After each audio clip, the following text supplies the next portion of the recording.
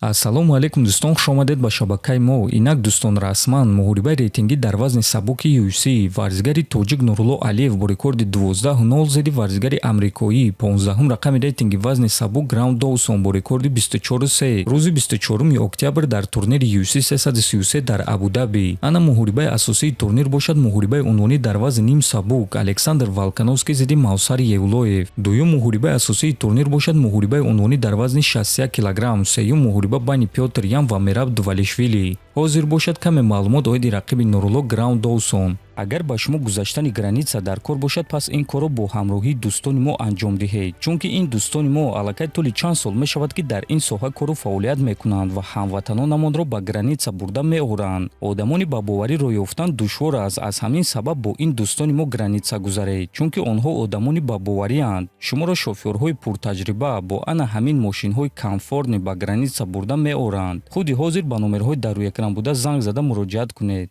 Граунд Доусон варзигари амрикоӣ 32-сола бо рекорди 24 ғалаба ва 3 бохт. Ғалабаҳо: 5 ғалаба бо тариқи нокаут ва нокаути техникӣ, 14 ғалаба бо тариқи усул ва 5 ғалабаи дигар бо қарори доваро. Аз бохтҳо бошад 3 бохт бо тариқи нокаут. Граунд Доусон гӯштини хеле хуб дорад ва 15-ум рақами рейтинги вазни сабук аст. Барои Нурулло ӯ дар ҳақиқат санҷиши калонтарин мешавад ва аз ҳама рақиби ҷиддӣ дар карьераи Нурулло хоҳад шуд. Доусон дар охирон муҳорибаи худ Матеуш Ребецкиро бо тариқи усул шикаст дода буд. Акнун ӯро рӯзи 24 октябр дар турнири калони UFC 333 муҳориба зидди Нурулло Алиеви бебохт интизор аст. Чӣ гуна ки қайд кардем дӯстон, барои Нурулло ин муҳорибаи хеле ва хеле муҳим ва ҷиддӣ аст. Ғалаба дар ин муҳориба Нуруллоро ба топ рейтинги UFC шомил мекунад ва барои Нурулло шанси калон аст ки дар чунин турнири калон худро ба тамоми ҷаҳон муаррифӣ кунад. Айни замон Нурулло дар UFC 4 ғалабаи пайдарҳам дорад ва ғалаба дар ин муҳориба эълони калон ва визов ба дигар ҷангаварони топи вазни сабук мешавад ки дар рейтинг ҷангавари ҷавон ва бебохт пайдо шуд. Барои ҳамин мо ба Нурулло Алиев омодагиҳои хуби беосеб орзумандем ва бесаброна ин муҳорибаро интизор хоҳем шуд.